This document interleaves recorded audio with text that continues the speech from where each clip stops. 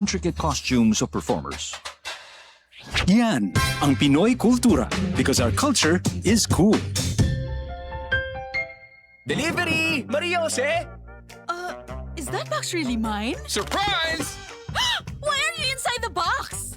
There's nothing I won't do for you. Just like Pag-ibig Fund Multi-Purpose Loan. The loan for your business, tuition, personal needs, and more. Borrow up to 90% of your savings. No processing fee and get fast approval. So you should... Apply now for the Pag-ibig Fund MPL via Virtual Pag-ibig! Pag-ibig Fund, solid ka ban! Dati-rati maraming pamilyang Pilipino ang kapos. May mga magulang na hindi alam kung saan kukuha ng makakain. Sa ayuda naman, matagal sila naghihintay bago makakuha. Kapag may kalamidad, ang relief goods, mano-manong inihahanda, kaya matagal dumating. Ng ating walang gutom program. Kaya malinaw ang utos ni Pangulong Ferdinand Marcos Jr. Ilapit ang tulong, pabilisin ang serbisyo, siguraduhin may nakakain ang bawat pamilyang Pilipino. Direktiba ng ating Pangulo, siguraduhin dapat una wala ng pamilyang Pilipino na nagugutom para maging bahagi sila ng productive workforce. Nitong nakaraang linggo, personal na sinuri ng Pangulo ang pagpapatupad nito.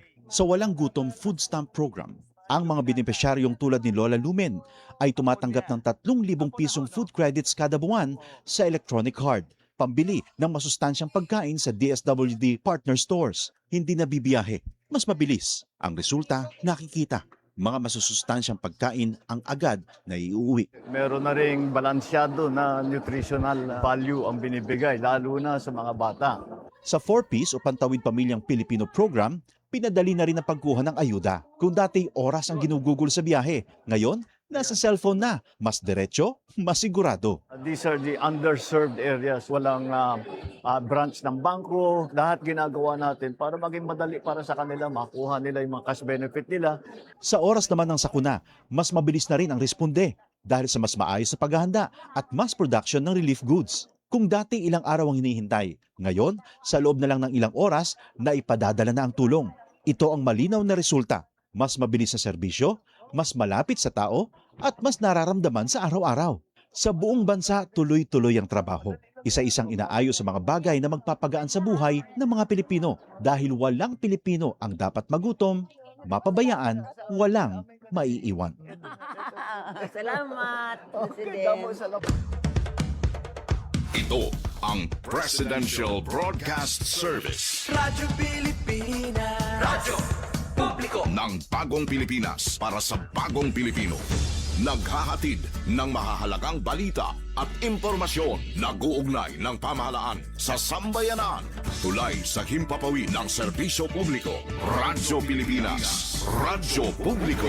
Ang boses ng Pangulo. Sa Borongan, 657. Radyo Pilipinas. Radyo Publiko.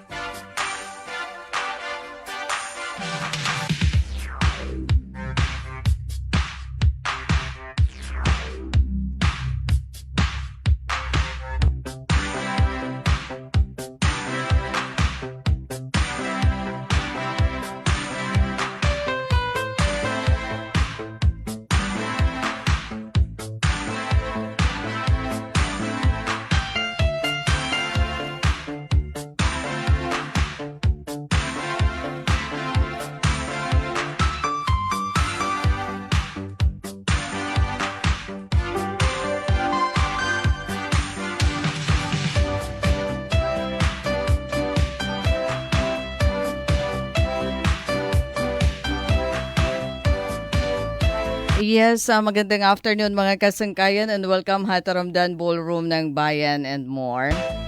Pan Friday nga edition.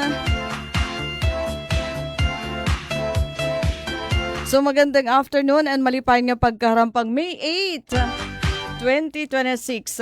And kapartner niya Ate Daisy nga dito kalasay siya na nga kalab. Kumusta kita nga tanan? Kumusta to nato naging biyernes nga adlaw? Oo, kadam-an haamon. Mga government workers feeling weekend na ni rahaton niya nga adlaw. No, kasi waray na nira pasok. Darahaton compressed work week. Pero may ada na mga ahensya. Diri la din hihaatan may ada mga LG yung balik na hirahaton 5 ka adlaw nga pasok. Pero hikita naman din waray pa nag-anunsyo nga ahensya Yon. Pero itong Radyo Pilipinas 7 days a week ito na aton broadcast. So kumusta kita nga tanan? Kumusta di dato naton mga kasangkayan nga aton ka partner yan nga oras? Malipayan nga pagkaharampang, Dara kay biyernes nga adlaw, nga tanan na ada naka-relax yan nga oras. Naka-relax na ba? Knowing nga buwas, waray pasok. Siyempre, aton waray pasok kanya nga adlaw. Aton libre na nyo nga adlaw. Hira na aton feeling weekend talaga, So, abri na aton pinakahiluag nga dance floor, iton Bogos Universe. Para to naton magiging ka-partner yan na.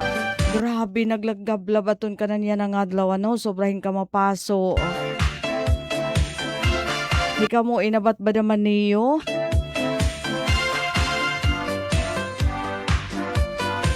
Adton mapaso nga panahon. Pati nga ni diniha aton inabutin 43 degrees centigrado. Grabe. Borongan City, 23 degrees Celsius. Maigugada nga gipapasoya to na ato naman panahon. Han ka na niya nga adlaw inabata, Asya naton saringhan under danger category. Asya nga diri talaga pwede kung habaga mga aktibidad hagawas. Kay talaga nagpapaymat ko nito naton mga health authorities. Bahin naton mga kondisyon, sakit nga nakukuha ti kang iton mapasok nga panahon. So aton kanan borongan han kanan yan ang adlaw parihas kakalop. Thursday 43 degrees Celsius nga reading, sinundan hin 45 degrees Celsius didahaton Wednesday. So pinakahitaas. Wednesday ngayon nga adlaw inabutin 45. At pinakahitaas nga heat indexan kanan yan nga sa kasimana.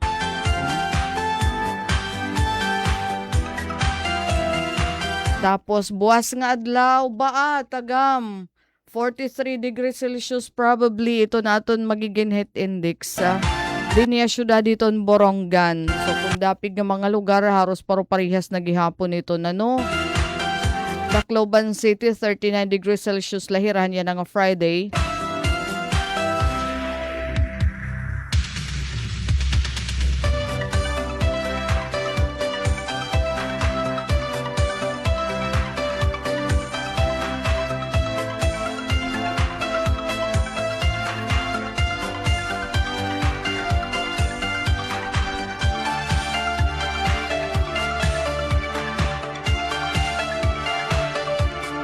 So tagam kita kontra hiton heat stroke nga iba pa nga heat-related illnesses. Nasa rin ito naton mga eksperto panlawas. So para ito naton kaligtasan, itong Department of Health Eastern Visayas Center for Health Development nagpapahinumdom nga hiton publiko.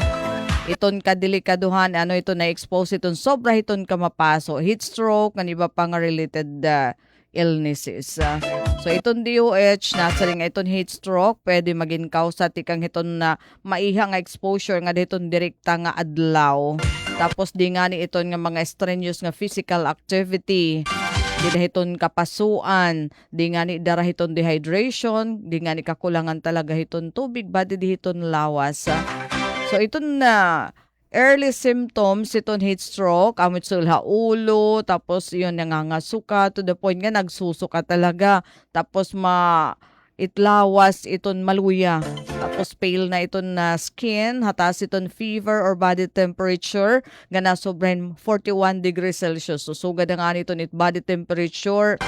Tapos nagpapas out na, madagmit iton heartbeat, siya iton simptomas iton heat stroke. So para iton malikyan, stay indoor, didhi iton panahon nga gipapasoy, didhi iton mga oras nga gipasoy iton sirak iton adlaw, damo nga tubig, likyan iton dehydration, ano?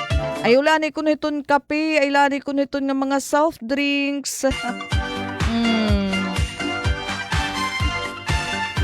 Kay nakaka-dehydrate naman ngay anhiya, no? Ngan iba pa nga alcoholic beverages kun na masirak-sirakan iton adlaw. Tapos naman gamit iton kalo syempre, tapos payong, tapos iton bado naman iton nga mga loose lahiya, no? Light nga klase iton mga panlapton. So nag-aawhag nga ni iton na Department of Health nga dapat ko no i-schedule iton mga outdoor activities. Di na iton kalupay, di nga ni di iton temprano iton aga.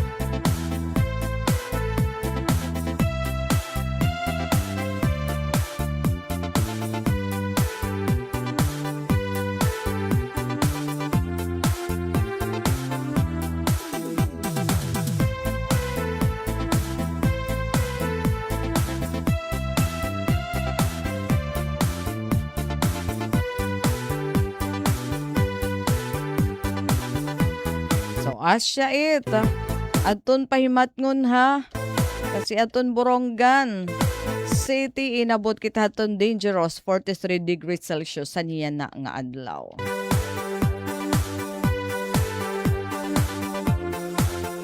Andara kay Friday mga kasangkayan, ano kulawit daman, ano daman may ada ba kita nakasked nga power interruption buwas kasi kadakan ano Sabado. Uy adi, bag-o man ini.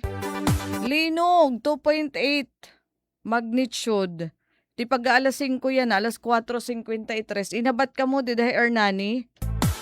Oh, pero dana ito dara kay diri man hiya makusag ano nga diri naman ginaabat. Pero nagpapasalamat kita hiton ano, kaya la iton Fivolks giaabati iton nira. No? So asya nga kuan ko no, lininog kanina, hindi pala maiha alas 4:53.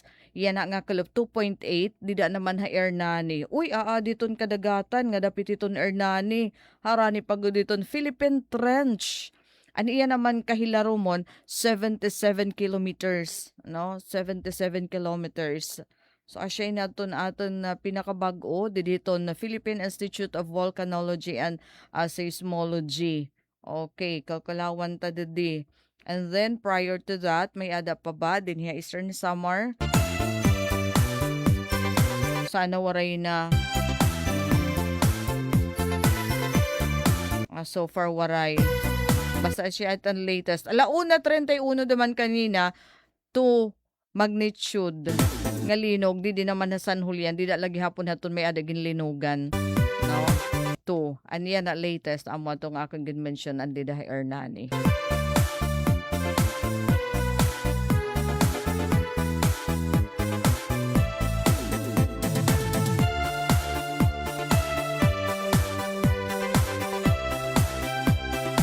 Kulawan ta naman, ano itong DOST Pag-asa, daradaman hiton nga bagyo. Pero nasa rin man hityan ang weekend, bagat masulod pala hiton Philippine Area of Responsibility. So kulawan ta anay, Esterlis, ito nakakaapikto ha atin nga panahon. Oo nga dapat iton masunod nga mga oras. And then, ito nga tropical cyclone nga adto lagi hapon hiton gawas iton par.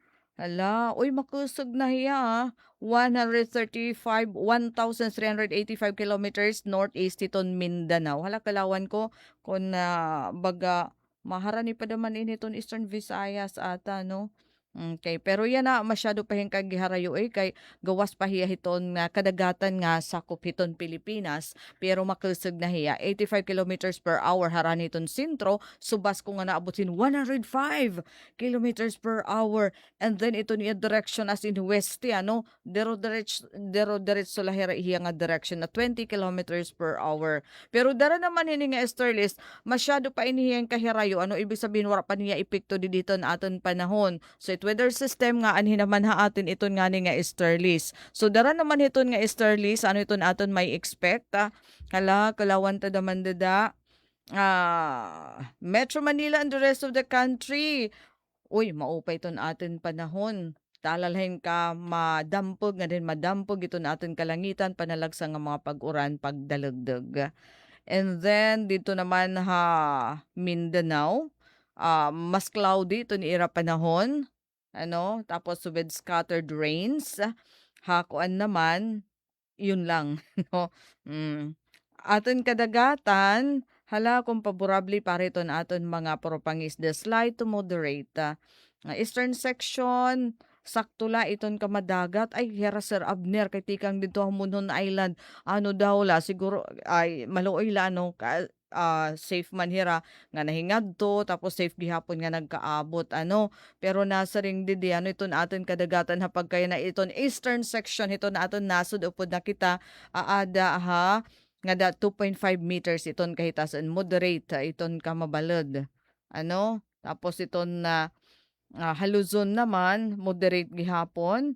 Tapos, nabibili nga parte ito natin nasod slight to moderate. Ayon. So, paborabli lagi hapon para ito natin dida mga puro pangisda. Ngan syempre, ito mga magbibiyahe hadagat.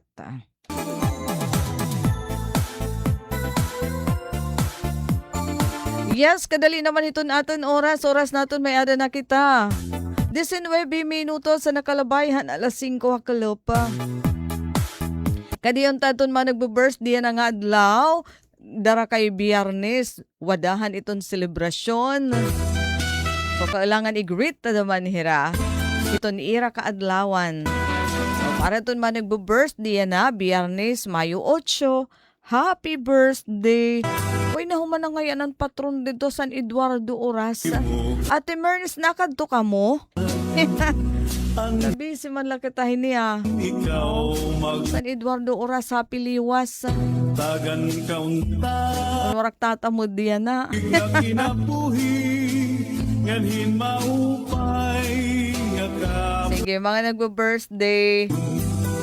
Yanang Uy, birthday ni Rika?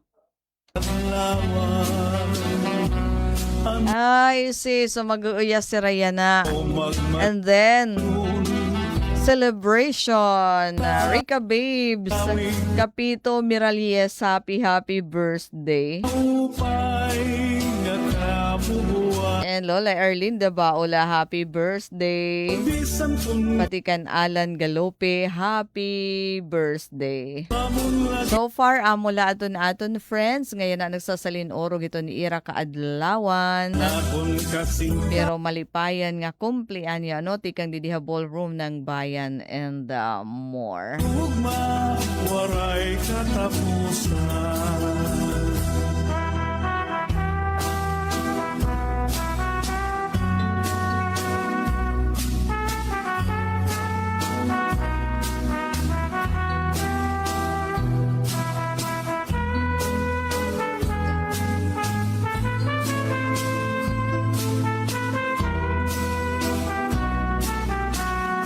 Sige, imbitaran na lang niyo kami.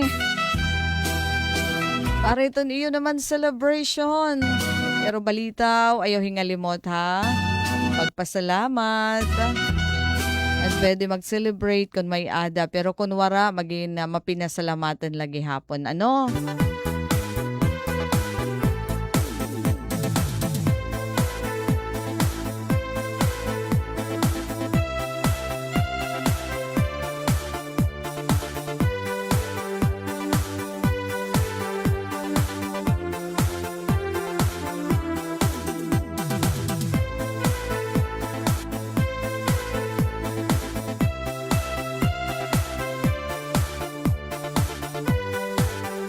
Okay, so may dapira nga mga ahensya, no? In balik na hirahadton 5-day work week. Sugad pananglitan iton Supreme Court at ton mga didiha korte.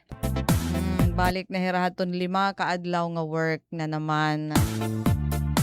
Asya to natin nakuha nga impormasyon basar inihin sa nga in-bank. Tanggalan haton Supreme Court in-bank aton work from home arrangement ha korte pinaagin resolution nga igingawa si dapan April 29. So ibig sabihin Lunes nga dayton ka Sabado na liwat nga adlaw iton trabaho iton mga opisina ilarom hiton na Supreme Court, Korte Suprema. Alright, happy ballroom. Nga dakan Jerly Ladyaw Guerra. Hello Ate Daisy. Mangungumusta la kan Tatay Jimmy. Ngan Tatay Marites. Akan bugtoy Jason. Hinay permide da Tatay and Nanay. No, God, labi neton mga yaad to ano hauma. No, ato natin nagpapakabuhi nga mga kag-anak, mga farmers. Ito naman pagsaludo ada daman talaga iyo ano. Ikang hayo ito na aton kinakaon tulo ka bises sa kaadlaw.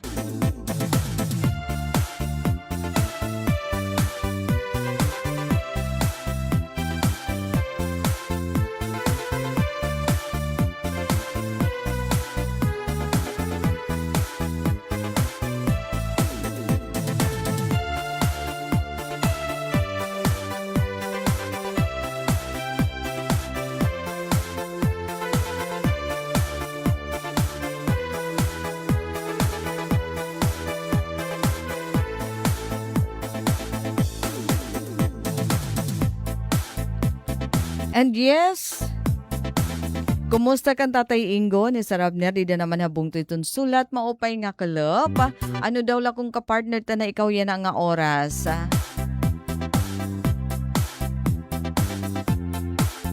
Ay, mamamasyado do daman hira. Kasi weekend.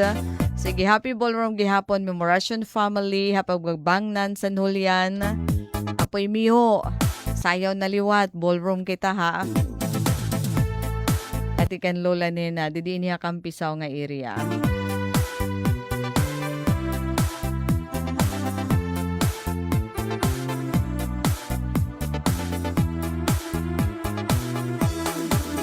And yes, ano ba ito nato naging maupay nga?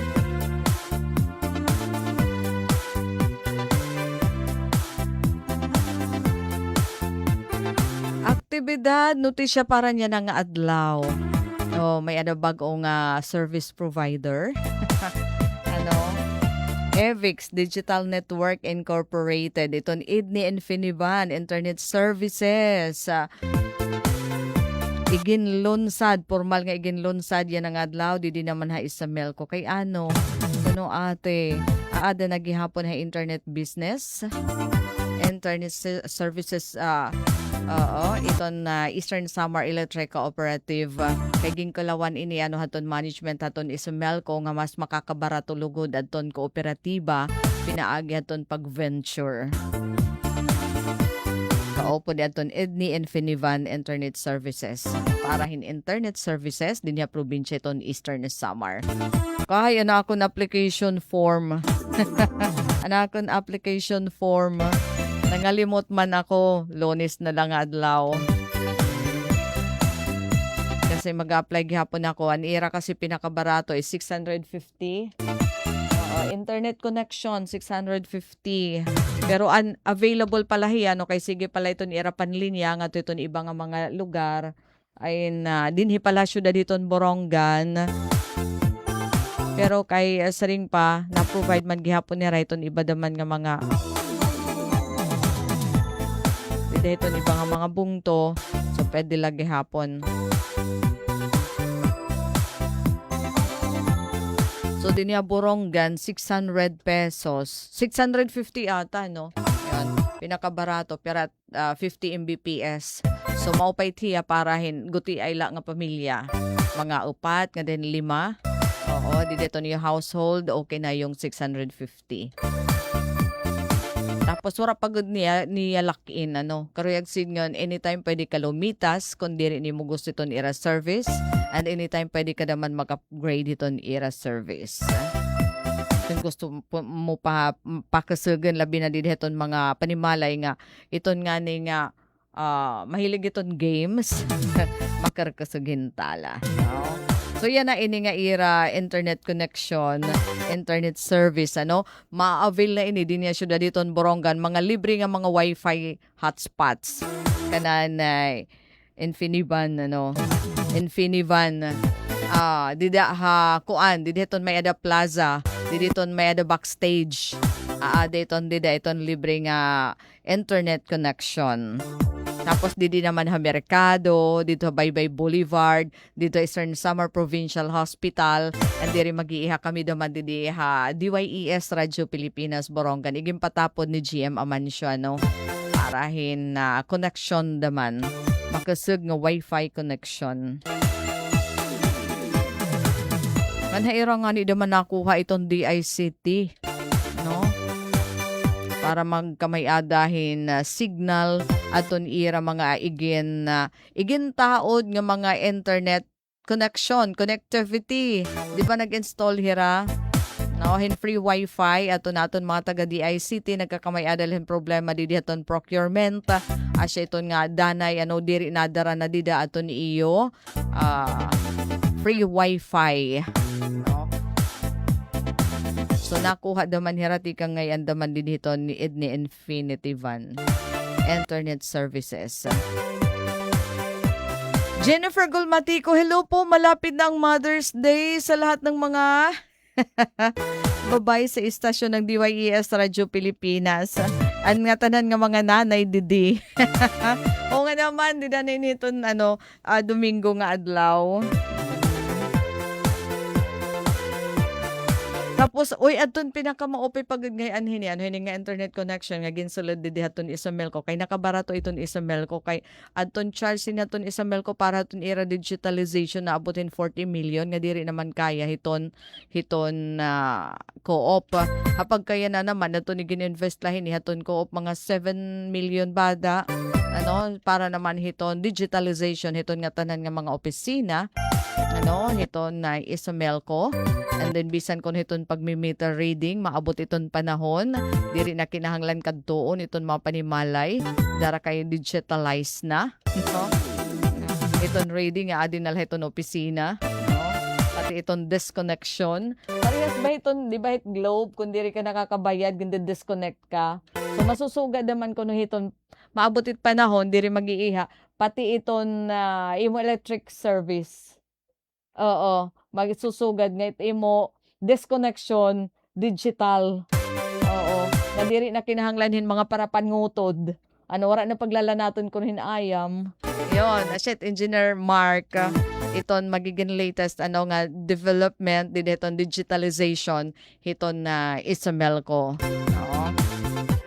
Man naman kunit ating gin-eristoryahan papangutod. Diri kasi diba, iyan nga mano-mano ba kung nangungutod, tapos pati na iton billing, diba, ginkakadto pa. So maabot iton panahon, darahin nga ginsulod nga partnership, hiton na ay sa Melco nga diton Infinivan, Edney, amo posible mag-digitalize na iton pag-reading daman. Iton nga maabot na lang nga dito naton mga cellphone. Through text, ito na aton bill, yun. Asya ini iton na pira hiton mga pitad. And then kung disconnection hiton pagtaga kuryente. Syempre may adaan ay abiso nga kailangan nimo kailangan abuton kanin abiso through text, no? Or ini nga basta message. No, masaring kailangan mo na magbayad. No? Kasi kung diri pa uot dan ka so gabahin. And then yun, kung diri ka makabayad, i-disconnect through hit ko anla system.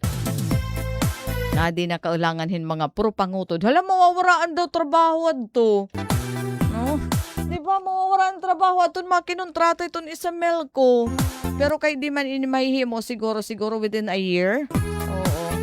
So, maghanap na kayo ng ibang karira. Tapos ito nga, for example, pag digitalize na, mas madagmit naman matrace naman kuno ini nga mga brownouts itong surok. Oh. So dako ini itong magiging bintaha. Ano? Tapos if ever may ada kita, no? Pag gumana, benefited gihapon iton na mga member consumers iton sa Melco. Pinaagihin ko an rate reduction, no? Pag-iban iton rate, presyo o taripa, no? Pero sa ring pa, adton pinakamaupay kasi hini na adton digitalization, maaabot iton isa Melco kasi iton mga electric co-op sa pagkay na mandated na dapat digitalize na daman hira. So pinaka-giupihi nga pitad adton isa Melco adton pakigsumpayan na dahil nga idni infinitive van.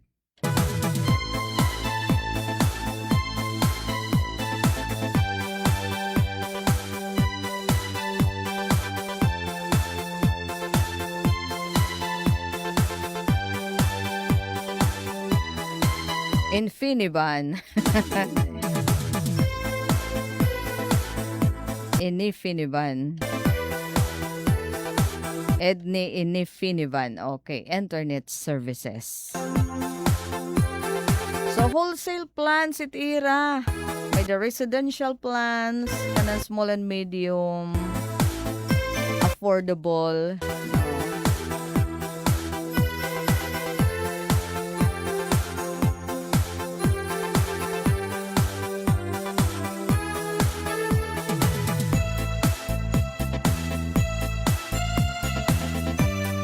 Alright, mga kasangkayan na natin oras, may na kita 34 minutos sa nakalabayhan. Alas 5 akala Pataramdan Ballroom ng Bayan and more.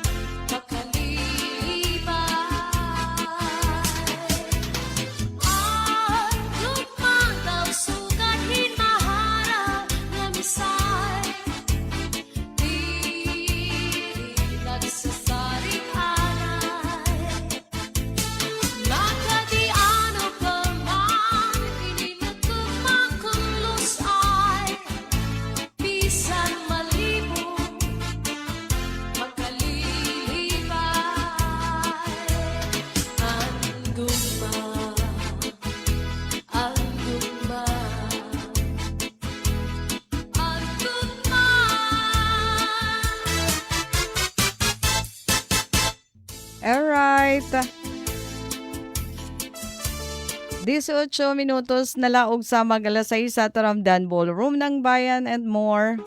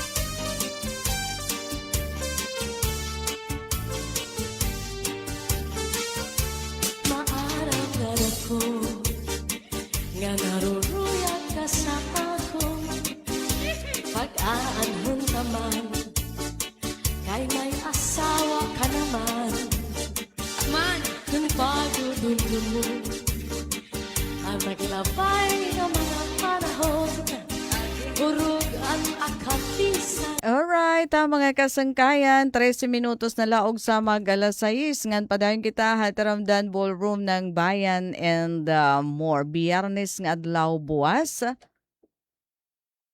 Alright. Waray kapu, buwasa.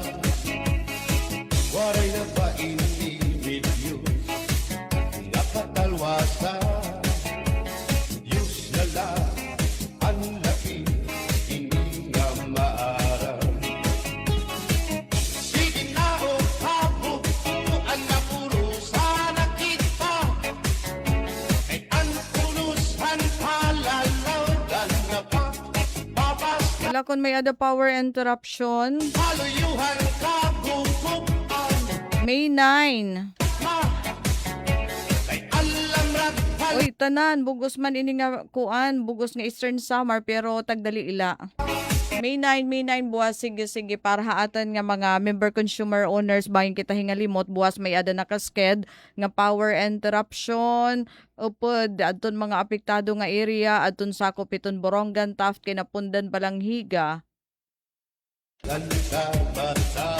Substation. So bugos nga probinsya iton Eastern Samar, pero at least kuan lahiya usa ka oras sa aga between 6 to 7, tapos usa naman ka oras sa kulop between 5 to 6. Kanan NGCP hiya actually may nga pag-ayad. So, ano iton activity dida replacement para iton phase A and B, correction of defective charging motor, confirmatory testing iton critical H1C1 mga structure ata ini, ngayon pagdumarahin DCRM testing and internal of OLTC, technical manini nga term, ngan iba pa nga mga defect. So, mapaparang ito natin kuryente mga por lo menos sa ka oras buwas. Tikang ito na alas 6 nga diton ka alas 7, ito na aga hakulop naman alas 5 nga diton ka alas 6. So affected gihapon iton broadcast ito na aton istasyon, pero dara kay diri man hiya maiha. Ano? Alas 6 to 7, so didaan na it pag on air after hit power interruption. Yes, okay. So makadi kita, no? Kadi kita ha Manila. Alright, Cebu ata, ano iton ASEAN Summit, ada iton aton Pangulo Presidente Ferdinand Bongbong Marcos Jr. Haiya mensahe, speech sa atubangan iton world leaders. Are certainly ASEAN. going to work on it very, very hard. Thank you, Mr. President. The next question from Chad Williams at Agence France Press. Chad? Press There you are. briefing, press con. You basically pretty thoroughly answered my questions just now, Mr. President. It's pretty clear there's a divide, though, and I'm wondering what the main role the Philippines as chair can play in bridging the divide. These different opinions about how best to eventually reintegrate Myanmar. I know Thailand is pushing hard for it. They've got border issues and any other number of reasons to do so. Malaysia just yesterday said that Myanmar has not done nearly enough to earn high-level talks. So yeah, I'm just wondering what you think, especially from the Myanmar perspective, what's the baseline concession they need to be offering to get the ball rolling? Well, I suppose in a way we have asked our question, that question of ourselves, and that was I think the nub of the discussion that we had today. And that question is not that we certainly do not believe that we have not done enough, but the question was different. The question was, what more can we do? And that's how the discussion was directed. And what more can we do? Because it's not moving forward. And ASEAN has taken a position, and I think it is a correct one. And we still hope that that position will be consistent to whatever agreements we come to with Myanmar. And so it's become very, very important that there certainly is some frustration within the member states that we have to find not necessarily a better way. I'm not talking about some paradigm shift where we abandon our old our principles that we have lived by. When it comes to this, we don't abandon ASEAN centrality. We do not abandon the respect for human rights. We do not abandon the humanitarian disaster, the concern for humanitarian disaster. But we can't. It is.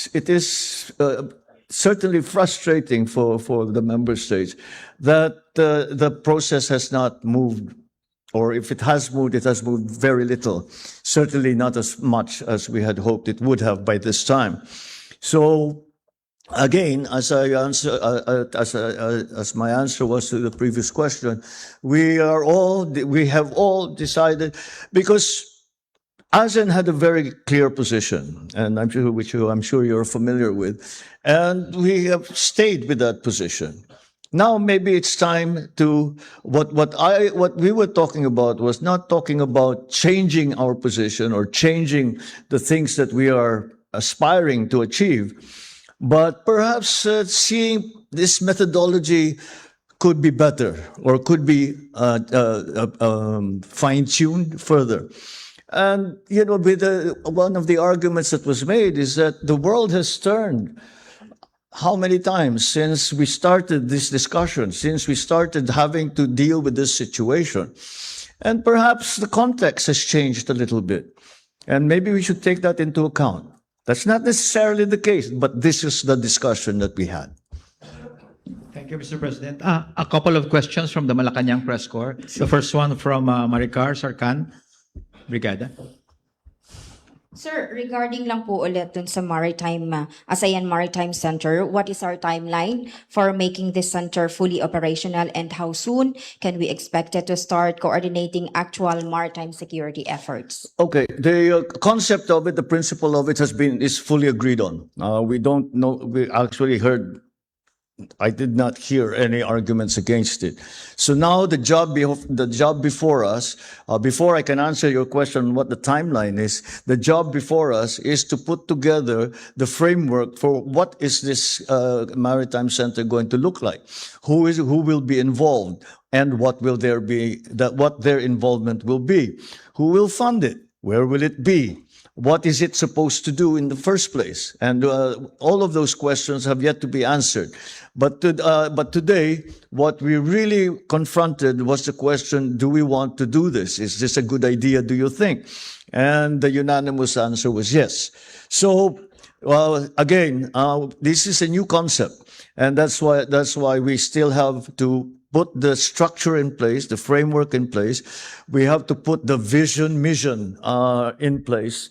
Although that perhaps is something that we already have a fairly good idea about, but we have to get it written down in black and white. And again, how the Maritime Center is going to be structured so that we are able to do the things that we hope for it to do, which is maintain safety in the South China Sea, maintain the freedom of navigation in South China Sea, maintain order in the South China Sea. We have monitor the ships, which one is going where there's illegal fishing, for example, where they're using sea routes for smuggling, for human trafficking, all of those things put together.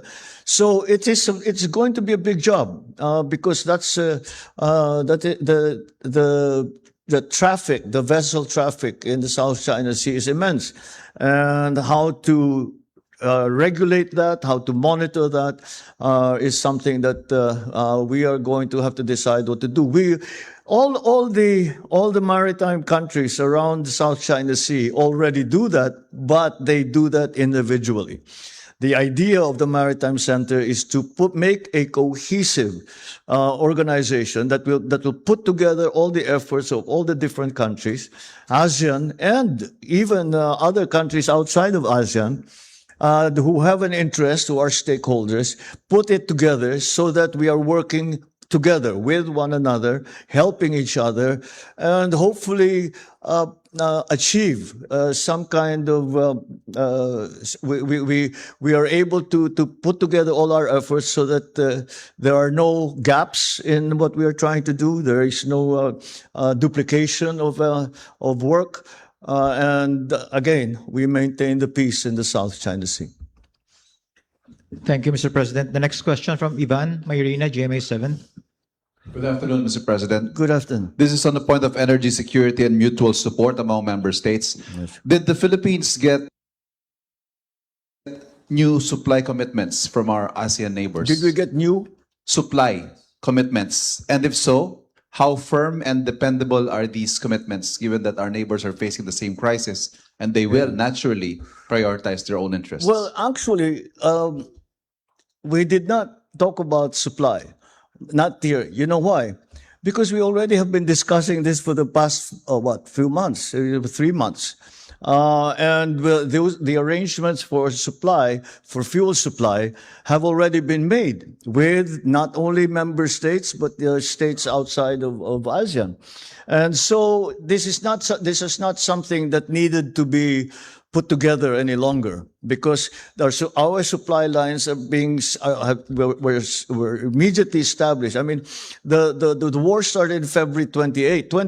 February, by the next day, this government, at least, was already in contact with all our suppliers. And beyond that, we were also looking for other suppliers, so what we can refer to as non-traditional suppliers, all the way out to Africa, to Latin America, who before we did not really get a supply from.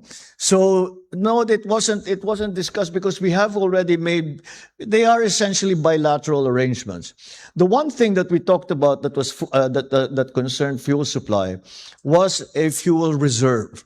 That to put together a fuel reserve is something like the emergency rice reserve. That came up too, because we talked about food. So to increase the emergency rice reserve that we share with one another when there is a crisis, and enlarge that, but also the oil products or different oil products reserve, because the situation right now is very different from each country. Some countries have a surplus of a certain kind of fuel. Other people have shortage, and we're trying to balance that out. But beyond that is the reserve, so that we have something in reserve. And when something like this happens, a war happens, a trade route like the Strait of Hormuz is closed, and with all the attendant effects, we have somewhere to immediately run to for emergency supply. That's more what we discussed, rather than arrangements to, it's left to individual countries to make their own arrangements on how to gain supply, because we are all in a different situation. Like for example, in the Philippines, the number one important fuel is diesel.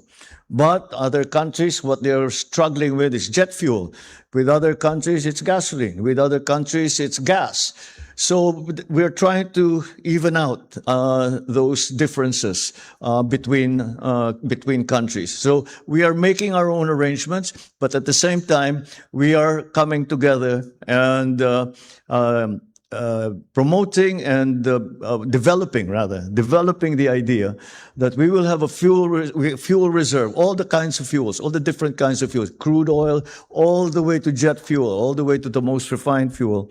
And to have, so that when such a thing happens again, if it ever, hopefully it will never happen again, but you never know. And should such a thing happen again, then there is a reserve that we can all avail of. Thank you. Thank you, Mr. President. The next question from Mara Cepeda of the Straits Times of Singapore. Sir, you mentioned that there is a need to expedite certain frameworks for energy security. Do we have a timeline, sir, for the APSA and the ASEAN grid?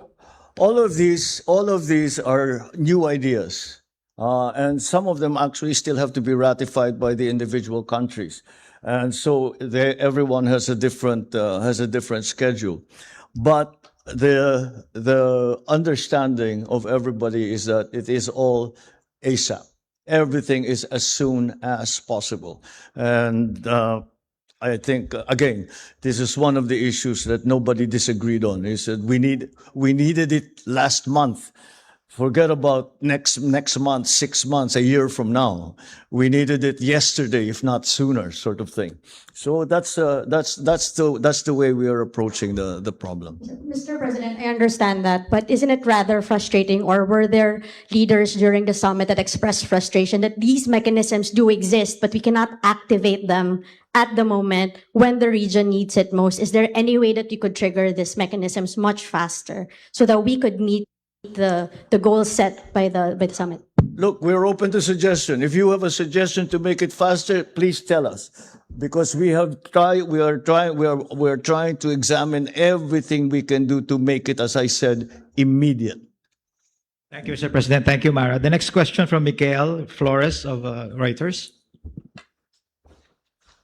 Good afternoon, Mr. President. Good afternoon. Yeah, just to clarify, everyone agrees that there is an urgent need to address the fuel supply problems given the Middle East crisis, but the leaders have not yet agreed as to how to operationalize. No, we have agreed. Oh well, the mechanics of it, the idea, the principle of it was immediately unanimously agreed upon. But it's how do we do it? But let's talk about this fuel reserve. Is it going to be in one single place? Is it going to be scattered to the whole of ASEAN? There's like the Maritime Center. Where are we going to put it? What is it supposed to do? The reserve, for example, how do we share this? Even when we were talking about, we also talked about the ASEAN Common Grid, which is an idea that we have been developing for several years now, and that is to connect up power grids. I just had a meeting with Lao PDR, and they are already producing electricity that they export. They export to their neighbors, and this is the idea. But how is that sharing? Who gets what? How do you pay for it? Do you pay for it? What is it, an exchange? Do you do credit? We haven't done it before, except at a fairly small level, low level. So that we have to put together, an algorithm, if you want, that will decide that the ones who is most in need, how will they get it, and what do we do about the others who are also in need? Who comes first? Those are the questions that still need to be decided. But again, I'm very optimistic because these are we're talking about very smart people, and and more importantly than that, they are committed to making this succeed, because everyone is suffering and everyone wants to get out of this situation. So that's why I'm very optimistic that we will not be wasting time with bureaucratic nonsense. We will not be arguing politics because this, that, or the other thing. We will be really working very hard to getting it done as quickly as possible in the best possible way. Just a very quick follow-up, Mr. President, if I may, Secretary. So how soon? I think because based on your answer, the mechanics are in place, but you cannot agree on the details on how to operationalize the fuel sharing agreement. So are the leaders not concerned that by the time you come to a consensus, the fuel supply has become much worse for the region? Our energy ministers haven't yet met. So it's impossible to say they haven't met. Therefore, they haven't laid out a timetable. But rest assured, the minute we have it, we will inform you. Thank you, Mr. President. The next question from Yige Guo of Xinhua News Manila Bureau. Please. Mr. President. Good afternoon. As you mentioned today, in an increasingly interconnected world, the instability can quickly affect the supply chains and the financial market and the people's daily life. So how important do you think the economic cooperation between China and ASEAN in maintaining the regional growth and the supply chain's resilience? And which areas do you think hold the most potential in the future cooperation? Thank you. Well, the basic fundamental foundation of any of those, to get the answer to any of those questions, will come from the finalization of a COC, a code of conduct.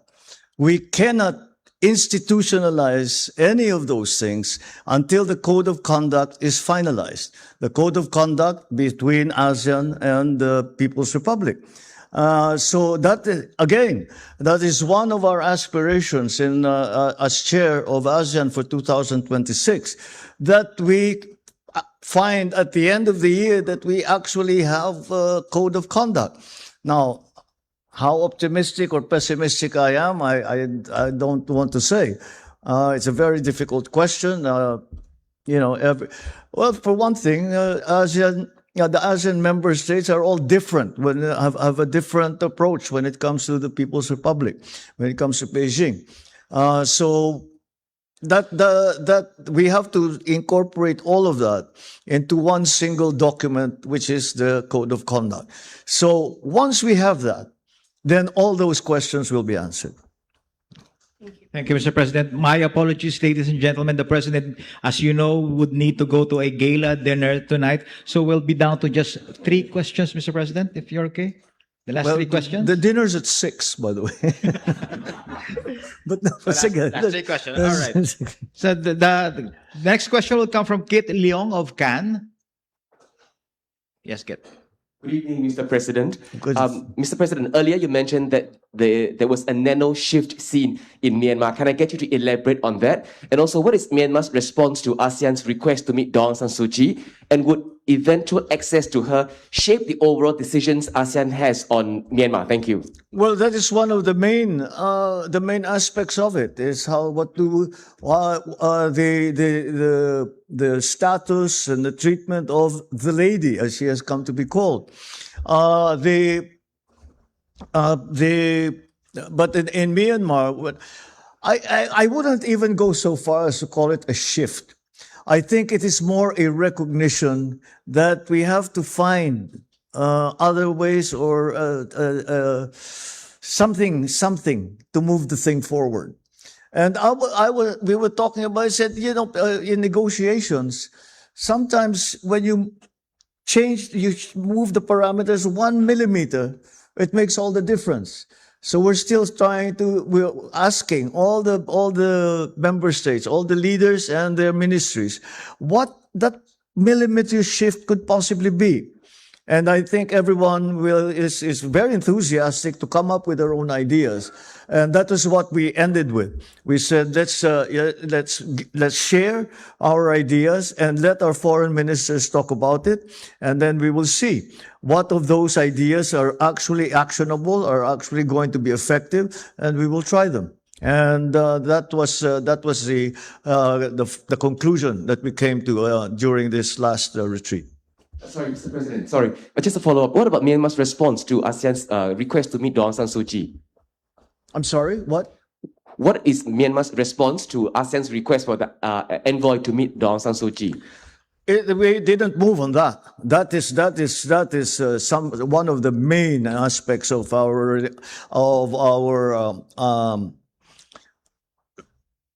negotiation, if you want to call it, with the government of Myanmar. That she be freed and that she be allowed to exercise her rights, and that if she is recognized as a leader, that she be able to function as a leader. That hasn't changed one iota. Last 2 questions, Mr. President, from Bader Alotaibi of Asrak News. Thanks, Mr. President. What is ASEAN calling for from the parties in the Middle East, in the conflict in the Middle East, actually? What is ASEAN calling for? Peace. Peace. It's that simple. Peace. And we have made that position very clear. We have the foreign ministers, when they met previous to this summit, already put out that document calling for all parties to cease hostilities and to take a step back, open the Strait of Hormuz, and find a way for a lasting peace. This between U.S., Israel, and Iran. So that is something that is, I think, fundamental to any discussion about the war in the Middle East. That's the first step, because we will achieve absolutely nothing until there is peace. We now are in this limbo situation where we don't know how long it's going to last. We don't know when the next encounter is going to be. Is the ceasefire on? Is it not on? Is Israel included? Is Hezbollah included? It's a very difficult situation. So again, until there is the fighting ends, until the bombings end, then it's very difficult to put together any kind of solution, if you want to call it that. That is why the call essentially is peace now. Thank you, Mr. President. Again, my apologies. That will be the last question. And that concludes our press conference this afternoon. Maraming salamat po. Thanks very much. Yes, I'm sorry to be in such a hurry, but I am in fact hosting the dinner tonight, so I have to play host. So thanks very much for that. Good afternoon. Delivery! Maria Jose! Is that box really mine? Surprise! Why are you inside the box? There's nothing I won't do for you. Just like pag-ibig. Ito ang Presidential Broadcast Service Radyo Pilipinas. Radyo Publiko. ng Bagong Pilipinas para sa Bagong Pilipino. Naghahatid ng mahahalagang balita at impormasyon na guugnay ng pamahalaan sa sambayanan. Tulay sa himpapawid ng serbisyo publiko. Radyo Pilipinas. Radyo Publiko. Ang boses ng Pangulo. Sa Borongan, 657. Radyo Pilipinas. Radyo Publiko. Trade mechanism. Napag-usapan ng kasunduan sa bilateral meeting